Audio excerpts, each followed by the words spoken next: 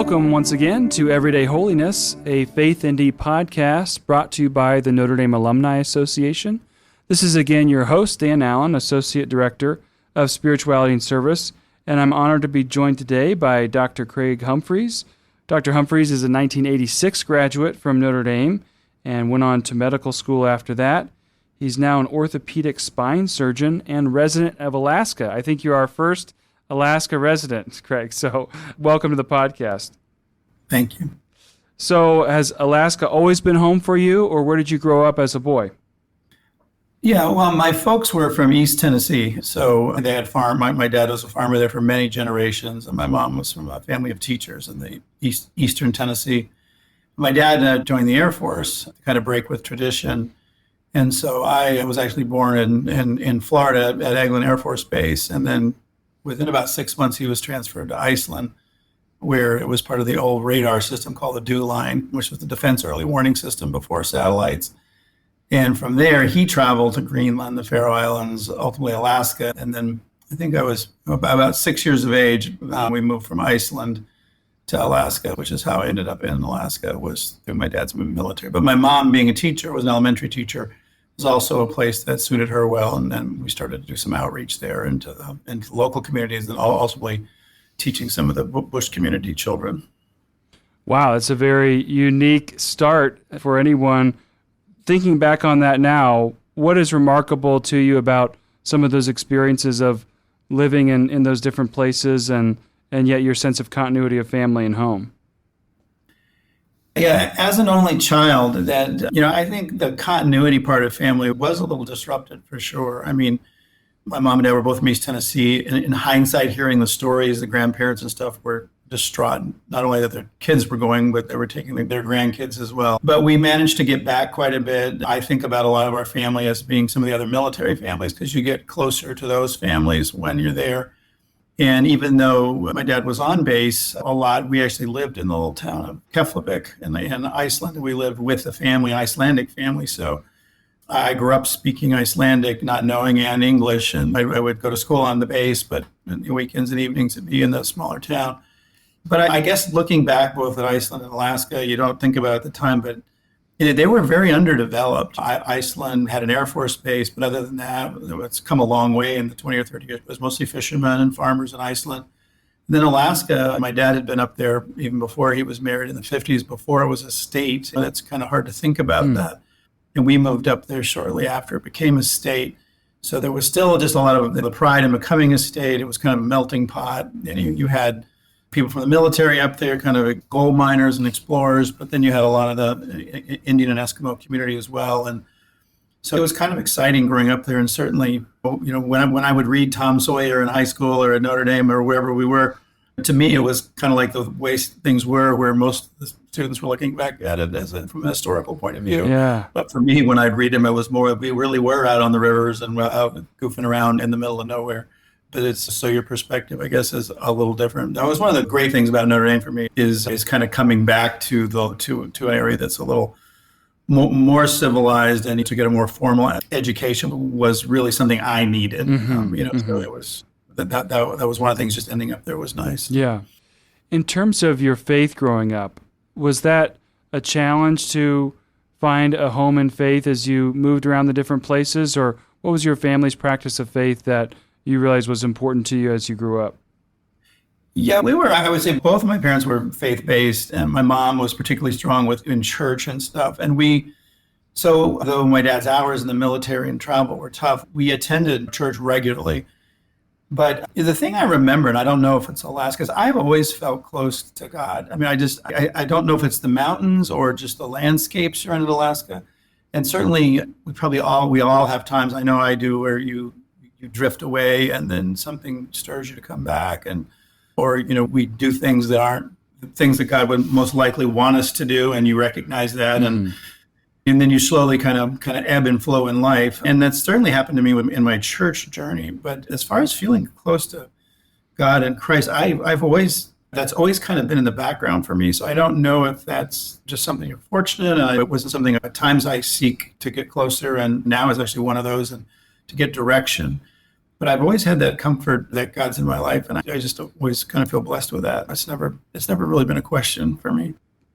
Yeah, and I think there is something about the grandeur of a place like Alaska that just can't help but bring your mind to a deeper sense of the creative work of God and loving God more through nature. And a lot of people, I think, initially may not come to a deeper faith through the regular practice of church or ritual, but maybe find it there in the outdoors and then take that next step in terms of formalizing a little bit more. So I'm sure a lot of people who have been to Alaska, I can't say I'm blessed enough to be one of them, but understand that sense of God's grandeur in nature and that being a window into God's creative life. Yeah, I think you said that very well. So in terms of practicing medicine, is that something that you thought about as a young man, or did that come much later? No, we spent a lot of time fishing, and I was always a pretty good student. I'm really big into football, which was also one of my attractions to Notre Dame. And I wasn't a great football player, but I loved football.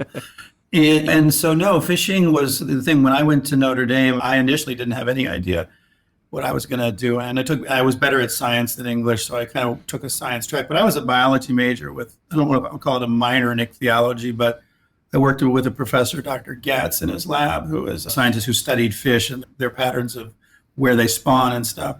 And I thought I would plan to go into marine biology. And so the first couple of years, I really focused on biology and the sciences.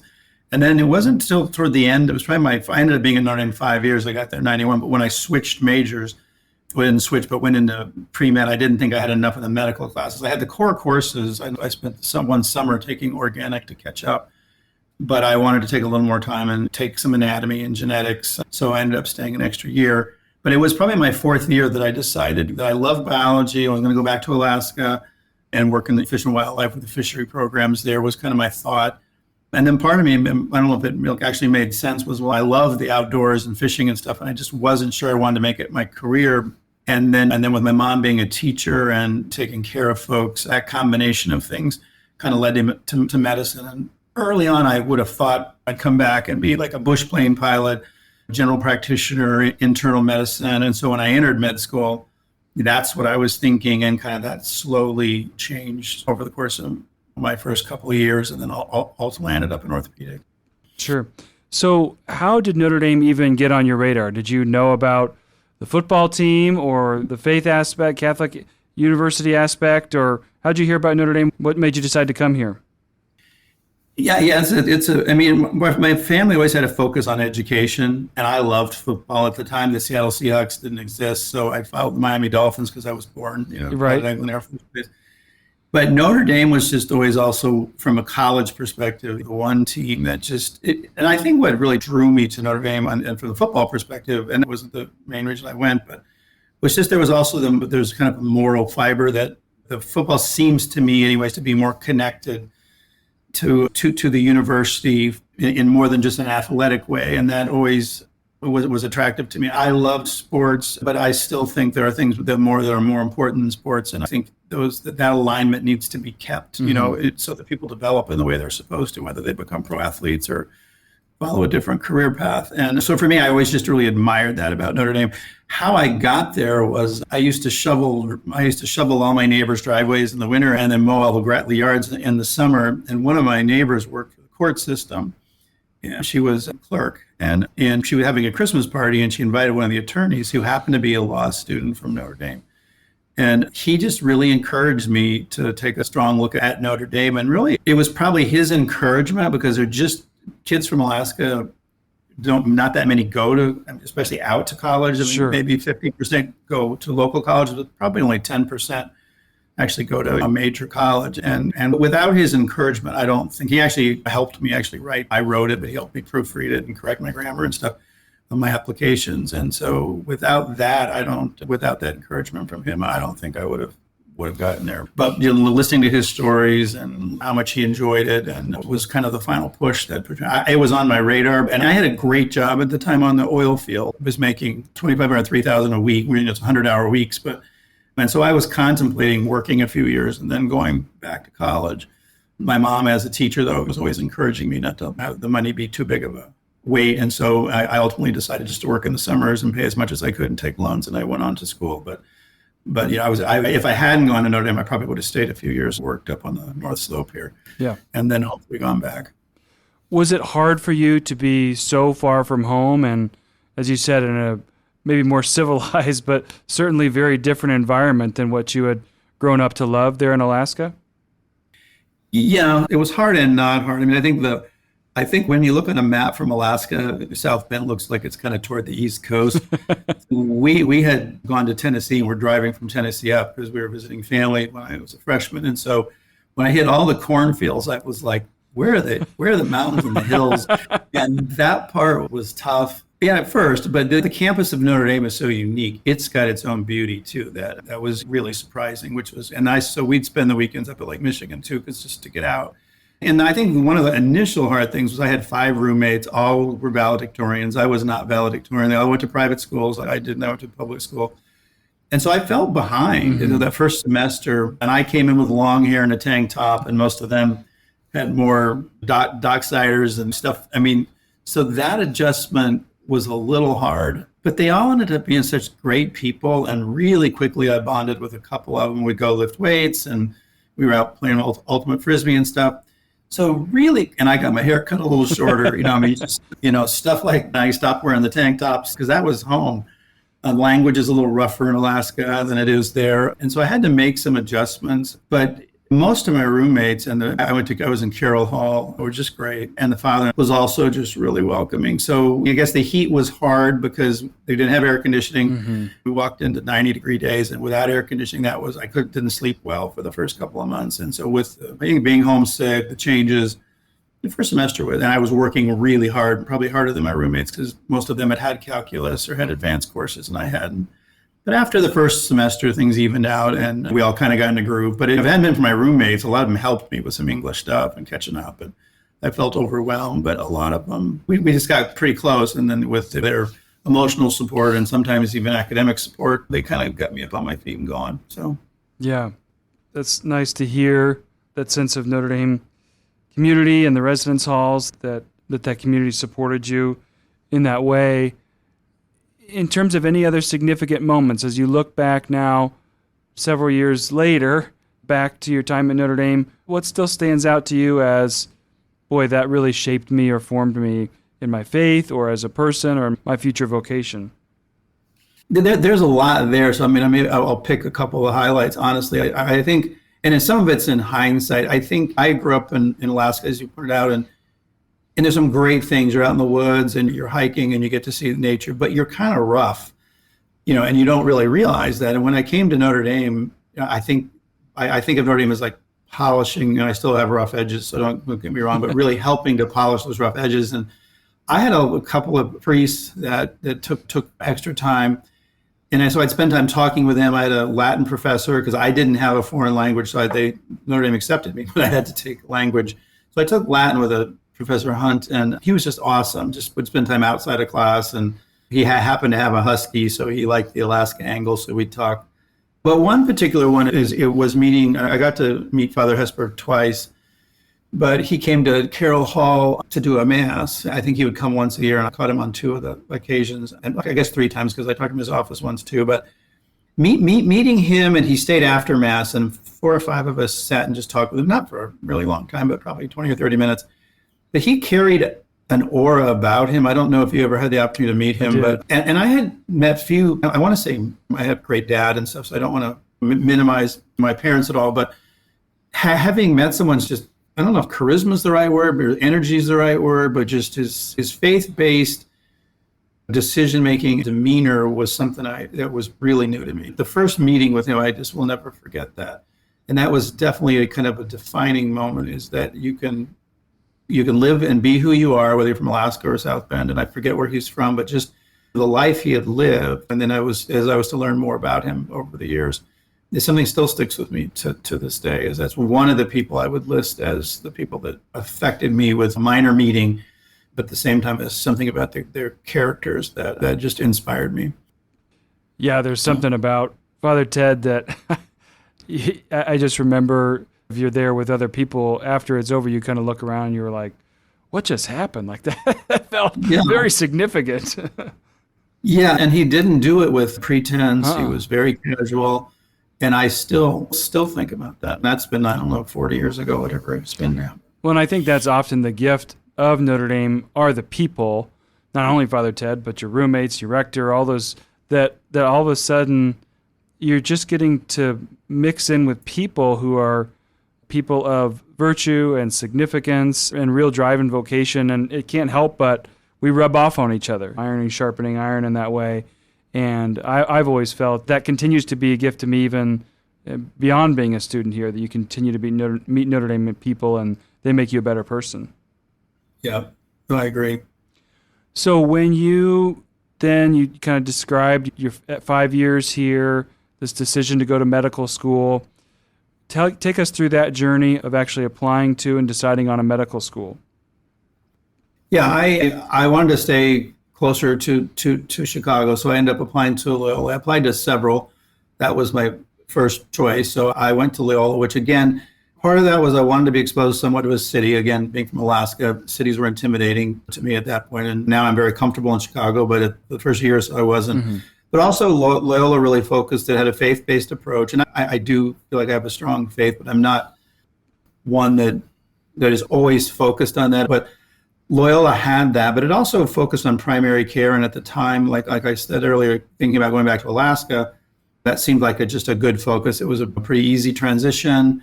I wanted to get to know the city better, but also going back to Alaska, it seemed like a great place to go back and work in the smaller communities in Alaska. And so that ultimately drove me. I wasn't sure I was going to get in, and if I didn't, I was still looking to do a master's in marine biology. Dr. Getz had some connections there, and so I thought I had that as a backup plan. And so that's where I went. But fortunately, I got in and then moved on to Loyola. So again, both my roommates, one was from Notre Dame. I didn't know him, Paul Lester, and another one was from Holy Cross. So we ended up with a Catholic group there for at least my med school. So yeah, you talked about maybe feeling a little bit behind when you first got to Notre Dame. By the time you got to med school, did you feel that Notre Dame had prepared you well, or what was the learning curve like now being in medical school? Yeah, and I guess one of the things that you just, I don't know why you remind me, I had a Jesuit calculus teacher. I think there were 4 of us out of 90 who hadn't had calculus. So I don't usually sit in the front. I don't like to sit in the front, but I sat in the front. Right. Because it's expensive to go to school and you come a long way. But he taught the whole class with a shoestring and a Hot Wheel, and he made it so easy. I remember thinking, and everyone enjoyed the stuff in the class, but even though I was behind, there was a couple of exceptional teachers that also made the difference. As far as going to med school, no, I didn't feel behind, and I think I worked really hard at Notre Dame. But I also came in, I've always been one that achieved things by hard work. I mean, I'm reasonably smart, but I'm not a genius in the class. And so, yeah, I think it prepared me well, but I always go in feeling like I'm the underdog. That's always kind of felt that way. And so, yeah, I definitely felt prepared. Notre Dame gives you that group. There was a group of us from Notre Dame. That was helpful. But I knew, and I think as important as anything, my roommates and Notre Dame taught me how to study and kind of how to focus. And for me, it was study, go work out, come back and study. Some people can sit in the library for 10 hours and focus. I can't. Mm-hmm. And I just have to learn that about whatever it is about yourself. You have to maximize your own skills and your own aptitudes to get through. So I had 3 roommates. We all studied differently and we all did well, but we all had different techniques to get through. But yeah, I think it prepared me well. But also the friendships and stuff that I had coming out were also part of that preparation and that support group going into med school, which was nice. Yeah, and I think one challenge we sometimes see with our students here is they view, especially early on, like getting into Notre Dame, especially now, as a finish line. And it is, but it's more of like a lap around the track, not necessarily the finish line. And there's more decisions to make. And the same thing is true after graduation. There's more decisions to make. And then, okay, go to med school. But then within medicine, there's so many ways you could go. So how did you settle on orthopedic medicine as I think this is where I'm best suited to work? Yeah, going to med school, I found that I just enjoy learning. I mean, I enjoy science, whether it's pathology, cardiology, or nephrology. But the actual practice of those things is a very different thing. Like, I mean, so going through med school, I really liked everything. And I ended up staying in residency at Loyola. But then as the third and fourth year, it's changed a little, but you start to do rotations and different things. And at that point, you kind of realize, okay, can I really do this 10 hours a day? Now, my dad and I had a lot of the things you do in Alaska are chainsaws and cutting trees down and building cabins. And I had a really good childhood with that. Mm-hmm. I honestly just felt like orthopedics was home. I really love sports. Orthopods, there's a lot of people in med school like sports, but orthopods tend to be sports oriented. It was between that and neurosurgery. Ultimately, I looked at pediatrics too, but it ultimately came down to orthopods as a group, but then also that it just felt easier for me.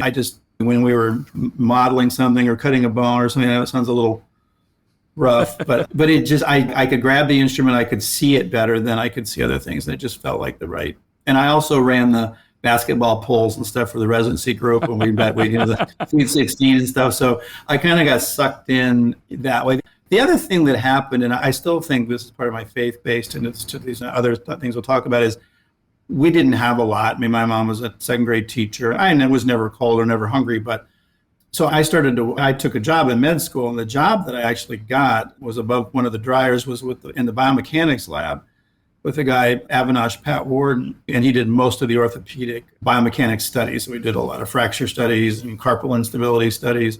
So I started working over there as a second year med student.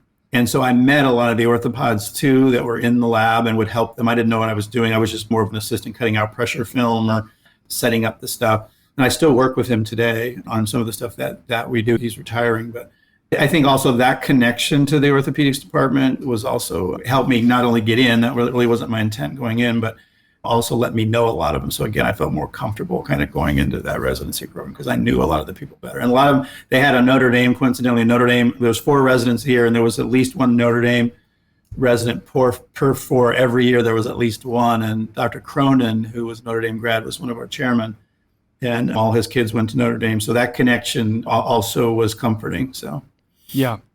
And can you take us through the decision as you're finishing up residency and going to be going out as a full-time professional in medicine?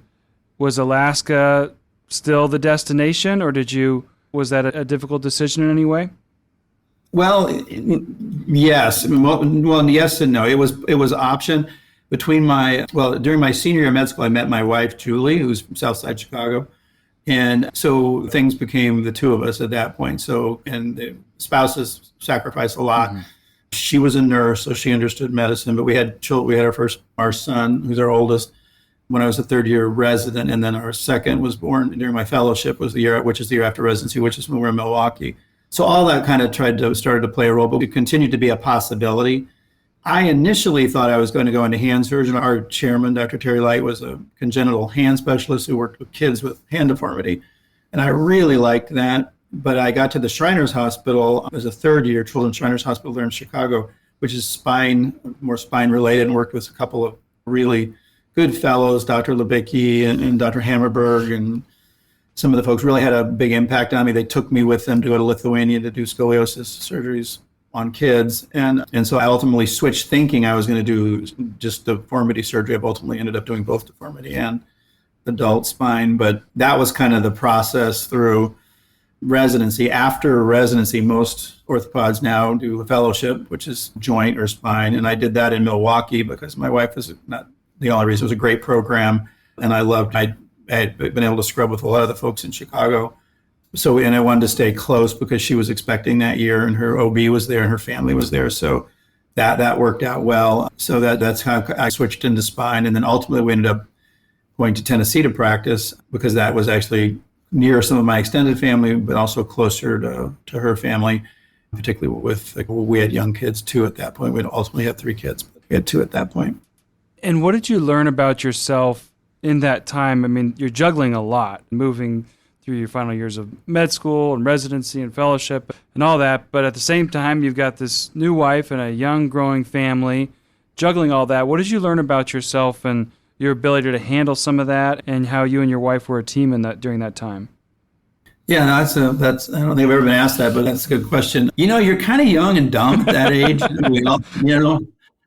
and so we look back on that as some of the most joyful times of our life. It was hard. I Yeah. mean, we'd switch the kids. She'd work 12 shifts on the weekend, and we'd hand the baby off, and we ended up buying a house on top of it. But I was one of the few residents that actually had a child that wasn't married coming in. So a lot of the other residents kind of adopted Grant. When we'd go out on the weekends, we would take him and he'd be on somebody's shoulders or walking around. And a couple of residents came over and we built a porch on the back on the weekends when we had our research blocks and stuff. And so, and some of them were married, some of them weren't. But you don't sleep much. But I think what you get out of it is you don't have the resources, so you rely on each other, which I think was part of your question. And I was an only child. She was from a big family of 7, and you learn a lot about each other. So there's hard times and good times, but that I think that's sometimes when you depend on God more than you realize. I see this in Kenya with people that don't have a lot. They're not forced to depend on God, but God's always there, and there's not other things to distract them as much. And I think in a funny kind of way that happens there, even when you're up all night. And, I think medicine, particularly on trauma and stuff, you see some awful stuff, Mm-hmm. bad wrecks and bad traumas and gunshots. And we were seeing that pretty routinely. So you're getting really stressed, and then you have time to reflect on those things. And then you have the beauty of your wife and your family and those kind of things that you're just so blessed to have. So it's kind of a tangled web that you go through, but you go back and forth between feeling so fortunate, not only to be in med school and to have a family and to be healthy, but then on the other side, to have patients that don't have food or are poor, or are impoverished, or are injured, or are single moms and now they're hurt, kind of molds you. And with your wife, my wife's very sensitive and very caring person, it starts to mold how are we going to go into the world and what's important. And how do we keep our bearings during those times where you do get a little lost? You're so busy, you lose your way. How do you get back? That was kind of the beginning of that for us. And though I have a great wife, and I think we have a great marriage, but you have hard times. Yeah. I think in year 15, my wife said, jokingly, we still laugh at it. She said, "I just wasn't sure we were going to get through year 7 or 11." I was like, "What?" Really? I had no idea, and I still have no idea. She was serious. I was like, and sometimes people are sacrificing and not saying something because they're and that makes you reflect a little bit. But they were great times. But in hindsight, made me a little more mature. I think that's the kind of things God uses to mold you. He doesn't give you more than you can take, but he gives you enough pain because or stress or whatever it is to guide you. At least I'm hopeful that's what a lot of it's for. And it seems to be in hindsight looking back, is it? Yeah, and sometimes you can't even understand it or see it without the gift of time. And then you look back and you're like, oh, that's what was going on there. I didn't even know, but God was present there. Well, yeah, and one other thing I hadn't talked about, but I stuttered really badly as a young child. And my son stutters, he's good.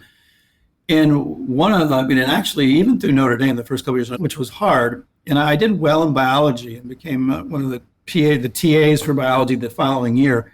But that's a pre-med prerequisite at Notre Dame. So kids are really trying to do well. And I had a group of 20 in the lab the second year, but I was still stuttering pretty badly. And my stuttering, like the third or fourth time, I think I just got comfortable and I just stopped. Basically just stopped stuttering. We happened to go out after that. All of us were just going out we just went to get a beer or something. And this couple of students kind of fessed up and said, "Look, we really liked you, but we were contemplating transferring out because it was just too hard to understand." And they were like, "What happened today?" And I was like, "I have no idea. I think I just got comfortable with you guys." But stuttering goes away as you age often, and I think that happened. But it was also just kind of so abrupt that I still think back about that. But to the point we were making earlier, where God sometimes gives you like a deformity, which also gives you a blessing. And I don't know if you've ever seen the little Kokopelli in Indian culture, this little hunchback flute player. The hunchback is the deformity and the gift is music, right? And one tends to lead to the other. So I often look back at the stuttering. I think it makes me more sensitive, and it's compared to some handicaps, it's very minor, but it can still be uncomfortable when you're the stutterer. But it also makes you sensitive to people with handicaps or pain or something else going on. I think it's really helped me with medicine, looking back at it. So. Yeah, to be able to care with people, care with compassion, and have an insight into what people might be going through, although it's somewhat different than than your own cross that you were bearing, but very helpful. Is that what motivated you to get into some of these areas of medicine where you were traveling abroad and giving back in a significant way? Or how did that come about for you?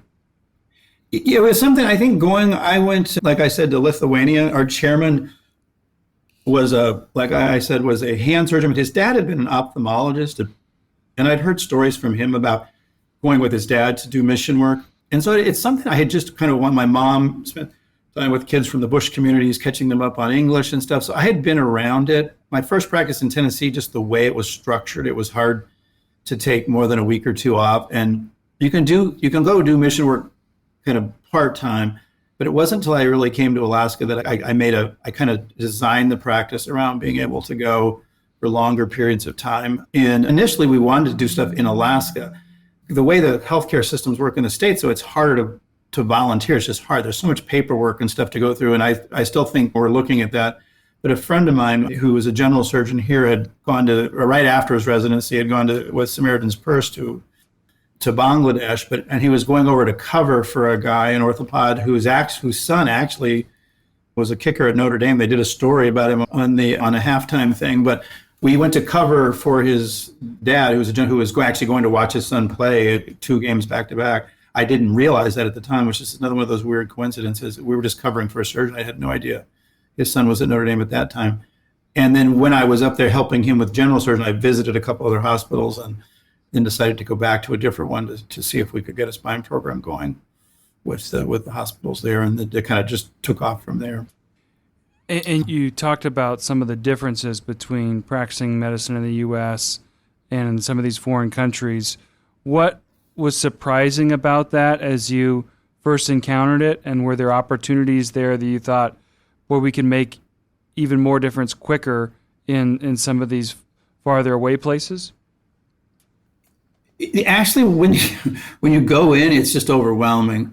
I mean, they have so little, and there's so many people. There's just people sitting in the grass, and we were doing clinic, and people would come up Friday afternoon because they'd walk. I remember a guy with a snake bite, and they had a tourniquet, and his arm was gangrenous. They walked up on Friday, and I could kind of overhear in the front desk people where it's outside clinic, so it's a pretty casual clinic.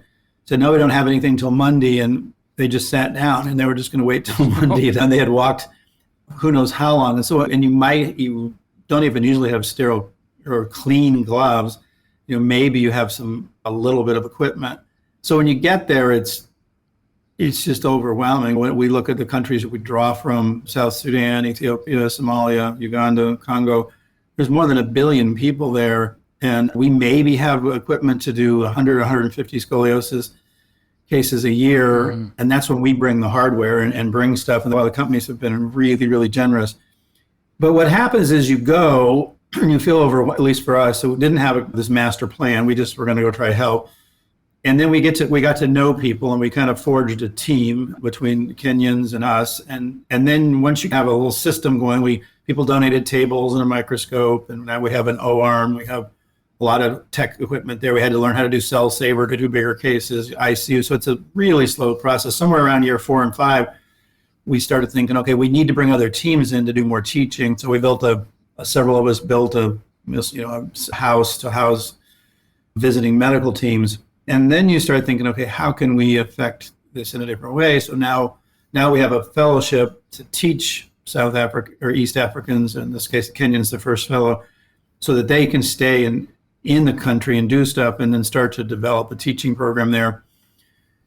And then after that, you start thinking, okay, how can we incorporate this into the world spine culture so that that they can participate on an equal level? And so you start looking at what they have, and what they have is patients with pathologies that are much further advanced than ours, which is great for even our students to come learn from. Right? And what we can bring is the technology and the knowledge of that technology, teaching techniques and stuff. And so you start to try to put together things that to make these programs equitable. They may be very different things that they have, and then to try to get people to share across cultures and borders.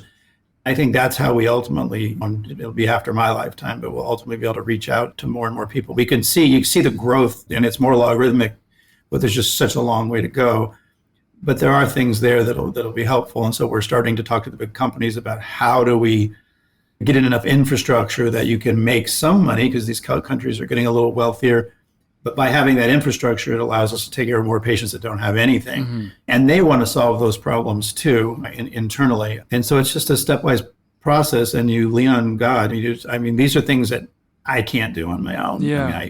No one, but the relationships that we develop, trying to keep your mind in a thoughtful, thankful place, and humble place, because you don't have anything, helps. And people are so willing to give their time and their money. It's crazy. We can't logistically handle everything that's trying to be given to us. Mm-hmm. That's not the issue. It's organizing it. That's the issue. And it's just such a massive problem.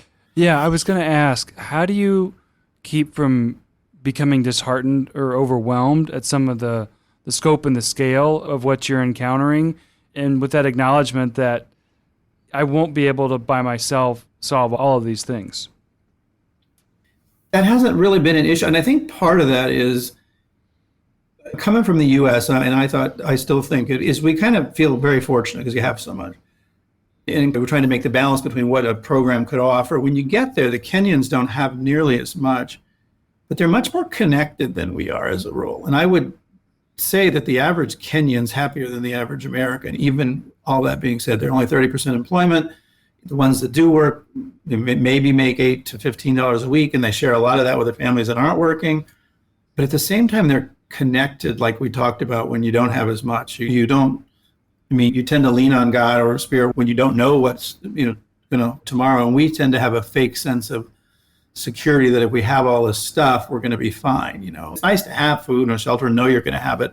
There's a point where you end up trying to protect all the stuff you have more than maybe you should, more than you should just be leaning on God and not taking much with you, and I think we're too far one way and maybe they're too far the other. And so that the thankfulness of the Kenyans when they come, the way they come, going up and seeing them at night, my wife's particularly good at getting to know the families. We keep track of a lot of them daily. She gets texts from a family or somebody, and sometimes there's needs and sometimes there's not, and we do as much as we can. But I really, once you kind of get involved and get your head down and you're just helping somebody, it's way less frustrating than not helping anybody. Yep. Because you feel like you're helping somebody, then the next person's going to come, and then maybe it's going to grow. And even though you've got a long way to go, at least you started. Mm-hmm. And I think that gives us some recourse. It's a very happy place as a rule. There's some kids come in with cancer or TB, and there's some that we don't have great response, they're too far along with their deformities. And that can be hard, but they're so spiritual too that, we often say that God put the Kenyans here to teach the rest of us how to pray. And there's some truth to that. They're connected, and we kind of see it in their music and stuff reaches into you. And they have an ability when they're together in church or somewhere one of them will pick up something, and they're connected. Their communities are connected closer than most of ours are. And that's something we could definitely learn from them. Yeah, to learn from each other in that way. So this Carol and Jane is the foundation. Tell us about the history of that and what the purpose is. Yeah, that's named after my mom because she worked with the Bush community kids. And so being a teacher, that was kind of the role. We didn't have a lot. She never asked a lot. She had a quiet demeanor about her, but she was one of the people that could speak the truth, never angrily. I always admired that. Even if something was difficult to say, I'm a little bit Ted Hesburgers, she was able to be truthful, not be hurtful, but she wouldn't avoid saying the hard things, and that was always helpful. So she was a good model for this. My dad was a great person too. I always feel a little funny naming after one parent, not the other, but this was more kind of her thing. And it came about, we used to my practice is called Kenai Spine, and we used to just take our whole office because we were gone anyways. Once I got a partner who was another residency buddy from Loyola came up, and now we have two. Then I needed to develop our own way. I needed to separate it from the practice because he supports what we do and stuff, but it's not, he shouldn't be paying for it out of the practice. So that's really what got us to go off on the 501c3, and then we ended up with a board, and now some of the Kenyans are on the board, and it's a vehicle to raise money because we pay for most of it just out of our pocket, and everything goes to, this isn't an advertisement here, but everything goes over there. We all still pay our own ways. Mm-hmm. We've taken a lot of med students with us, pre-med students, and a lot of them gone into medicine. Sometimes we'll help pay for their airfare and lodging and stuff. But for the most part, we're paying for our own. Eventually, that model, we're going to need to raise some money for help because it's getting bigger and bigger. But the companies have been very generous with equipment and their time and energy. So far, I can't tell, we've probably been donated $40-50 million worth of a lot of stuff's been donated, and it's not been money. It's all been in the form of medical supplies and stuff. But that's expensive. So that's been just through the grace of God, I think so. We don't even work that hard to get that, to be honest. It just kind of comes. And again, I don't have a good reason for that, but I think people want to help where they can. Yeah, the phrase from the Lord's Prayer of "Give us this day our daily bread" has been running through my mind, that you see that in a lot of the people that you're serving, but also you see that in the foundation, that we're all cooperating with God's grace and God's work. And if He wants it to succeed, then sometimes some of those barriers are taken down, or you see people who want to jump in and help. Has that helped you in your faith, just to see the willingness of people to step in and give of themselves, and also the joy of the recipients of some of your foundation's work? Yeah, absolutely. I mean, I sometimes am the face of the program because we started it, but I'm often not the most of the work. I mean, my wife probably does more work and stuff, and several of the people, but we have nurses and physical therapists stuff that go with us. Most of them get 3 or 4 weeks a year off. They usually take 3 weeks of it and go with us. Wow. And they don't get paid. I mean, the hospital sometimes will do, like, we'll give them a free week of it. And the hospital's done a few. We have a very supportive hospital too. But yeah, and everywhere we go, one of the nurses that came last time, she would be up there till 9 or 10 o'clock at night, and I'd get back tired from standing. And I usually do evening rounds. And when you think, well, they're here for free, they're giving time. You put your scrubs back on and you go back up because you're tired too. But if someone else is going, it motivates you. And then just the stories that people bring, even, the patients you see anywhere, even Alaska or there, in Chicago too, a lot of their stories, you get to meet people are in a more vulnerable situation. You're their physician. They often will tell you things, not weird, goofy things, just things about their life that might take a friendship longer too, because of the situation they're in, or you just get to sit in the evenings. And there's so many people that you admire their lives, that want to help, and they're humble, and you never do anything about it. It's usually the person making the most noise that you hear. And sometimes they have good stories too, but you often miss so much because people are quiet. And I think in medicine and in this journey, we've had the opportunity to hear about a lot of that. And I think it calls people like that too. They come and then you get to hear their story, but the reason they came was because of that story, and you don't realize that until later. But it starts to make me appreciate different things about people, and makes you more and more humble because you see the crazy things some people have gotten through that I don't think I could have gotten through. Not with the grace they did anyways. So yeah, that is inspiring. And sometimes we hear those kinds of stories on the podcast, which is why I always really enjoy doing this. I understand that you also are an inventor of sorts with a spine invention with the lumbar spine. Can you, in layman's terms, of course, explain some of that to us, what you've been up to in that realm? Yeah, like I said, I mentioned earlier, Dr. Pat Ward was probably the start of being in the lab and learning the biomechanics side of it, and I always felt I knew that pretty well because of some of the stuff we talked about, actually working with my hands growing up a lot. But even Notre Dame, they won an award for an invention kind of stuff that we did. I always tried to be creative, but having the lab and stuff edged beyond. But we have total hip replacements and total knee replacements. And in the spine, there's disc replacement, but it's just part of the joint. And it's different than like the knee or the hip. It's not a synovial joint. Like you said, I don't want to get too off in the weeds, but there isn't a total joint replacement. So this is one of the kind of divine things too. I had worked on some interbody fusion stuff that locks the spine together after a certain surgery, but I was working in that space and then was familiar with there was a new anterior disc replacement for the low back that was trying to make motion, and that still exists today. But then woke up one night, I've never had it happen before, never have it happen since, and to my mind, it was a God thing, and I've never had God speak to me out of a bush or whatever, but I woke up at 3 o'clock in the morning. My wife was expecting. I didn't want to move for some weird reason. And I said, can you grab me a pen and a paper? And she was kind of crabby because she was pregnant and getting, she still thinks she deserves all the credit for that because she actually got out of bed, which is probably some truth to that. But anyway, she was kind enough to get me a pencil and paper. And I wrote down this idea and I got up it was at 3 o'clock exactly, which I tend to wake up kind of at that time. But And we get up early anyway, so 4:30 I went to round, and I happened to just run into my other partner who I did other research stuff with, and I showed it to him. This was in 2002. And so we started working on it then. We took some students from Southern College, which is in Chattanooga, which is where I was at the time, and one of their art students actually, and modeled up some stuff, and then ultimately worked on it. It was purchased by Medtronic a couple years later. It's been a long process since then, but we ultimately did some pilot studies in South Africa, and then another pre-pilot study for an FDA project in the Cayman Islands. We just completed the enrollment of FDA trial here in the States, but it's for the first total joint replacement for the low back. So for degenerative conditions in the low back, we often, if surgeries needed to be done to decompress a nerve, or if it's unstable, then we can do all the decompression, but often we have to fuse it afterwards. We lock it together, and that puts more stress above and below, and then sometimes you can get this cascade of needing more and more surgeries.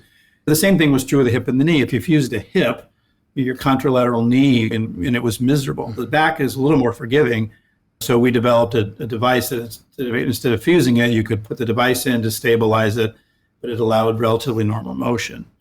And the FDA is just a long process. So we've been working on that for 20 some years. And again, my partners and I would tell you that there's been a lot of places where this probably should have not continued forward just because of the complexity or the money or the market crashes and companies can't do stuff. But there's been enough people that have stepped forward because we just think it's a better option than fusion for people. The name of the company is 3Spine, and we're all Christian, or many of us on the thing are Christian based, and 3 has to do with 3 columns of the spine. There's 3 co-founders. A lot of reason for them 3, but one of them, as you mentioned, is for some of us what weren't 3 is Father, Son, Holy Spirit. That was part of why we thought that number was important. Yeah. And when you mentioned the Lord's Prayer, that reminded me of that. But we all feel like we're trying to do something that's going to help a lot of people. Hopefully, in our lifetimes, we'll see it improve, but it's continued to move forward, and hopefully we'll have acceptance for that about this time next year. All the patients should be 2 years enrolled this December. Then we have to turn in the data, and then the FDA has 180 days to get a response to us. So sometime around this time next year, we should know. Great. Pray for success in that.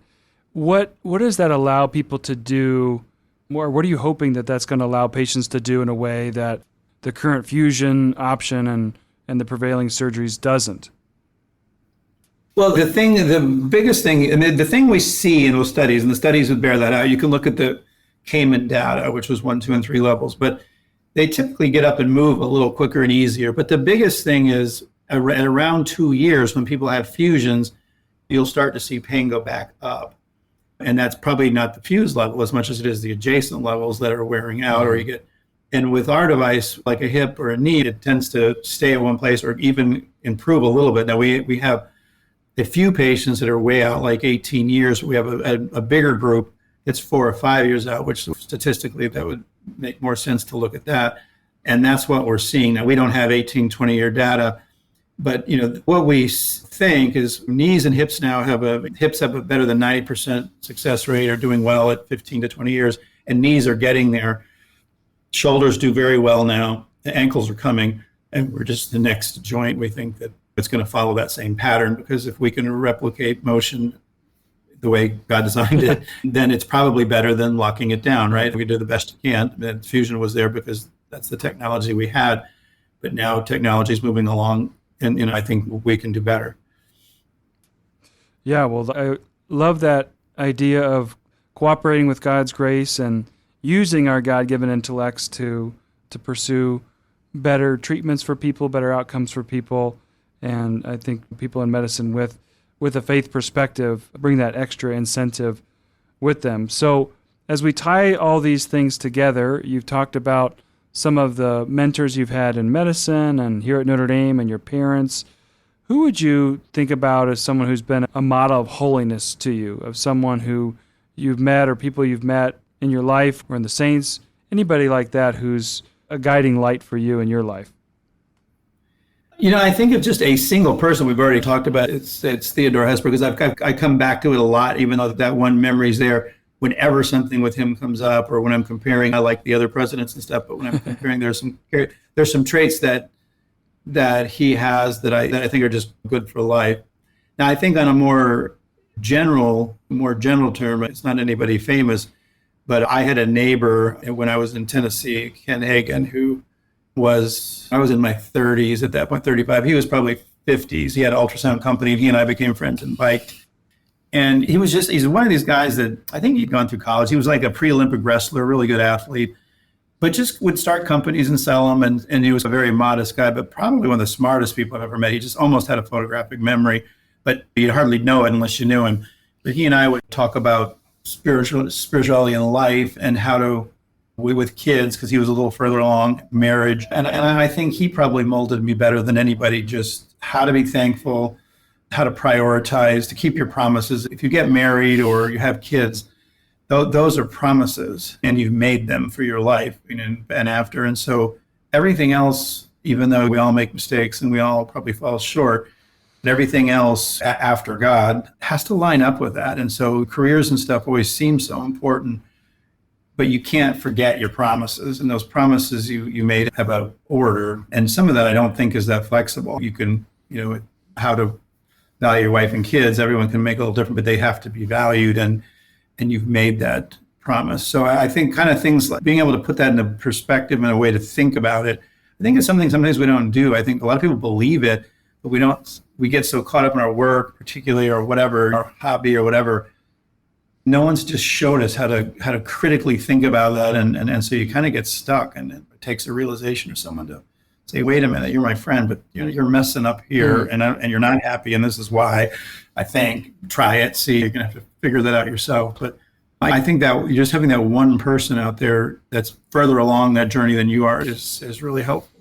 Yeah, I know my wife and I sometimes think about the married couples who are a few years ahead, or their kids are in high school or college, and you sort of pick their brain a little bit about, hey, how did you deal with X, Y, and Z when that came about, or what were some of the decisions that you made? Because even going back to the conversation about being young, newly married couple and with kids, you don't know what you don't know yet. And sometimes part of life is realizing, looking to other people to help guide you.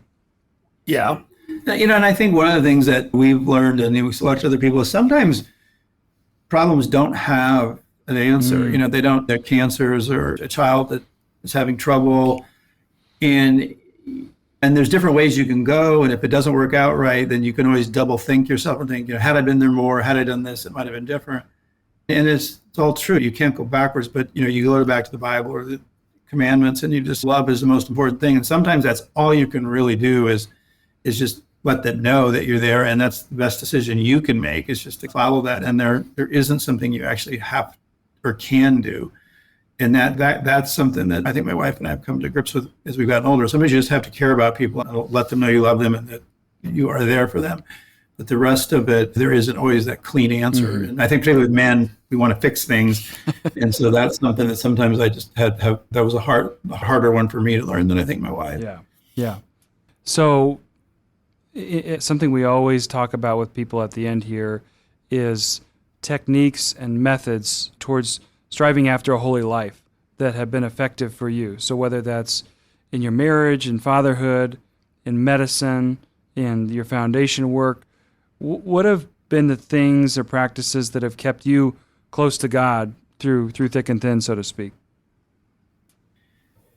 I may be the only person that says this, but I think I've made about every mistake a person can make. I mean, it may sound like a lot of these things that we do, and they are, though I would tell you, I have veered and come back and veered and come back. Now, the one thing like we talked about earlier is I've always felt, even in those weird times when I recognize, I've always felt close to God. So I guess my advice would be that God is always there, and wherever you are, and I certainly am not someone who probably ought to be giving anyone much advice on the day-to-day, saying prayer is helpful for me. When I go in for each patient, I try to think I'm going to do my best each morning, little things, because even at church or with Mass or wherever you're coming from, sometimes I can be screaming at the guy on the freeway when I'm driving out of the parking lot. I mean, I feel great coming out, but I can make this switch, and so for me, it's when you recognize you're not where you're supposed to be. You realize God's always where he's supposed to be.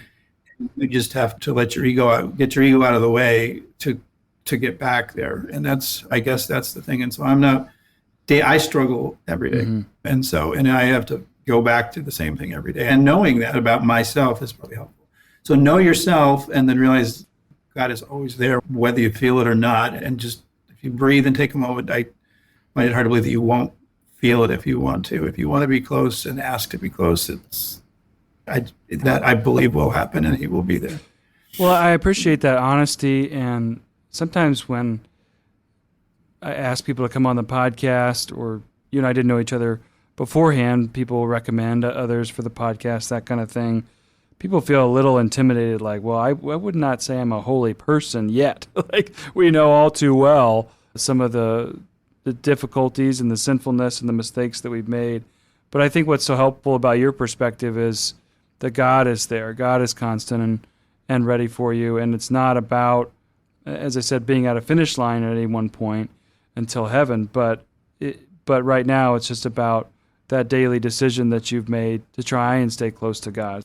I think that'll help a lot of people who might not feel like, oh, I don't think I have it all figured out myself either. Yeah, and even though I felt close to God, I will also say that I often feel like I don't deserve that.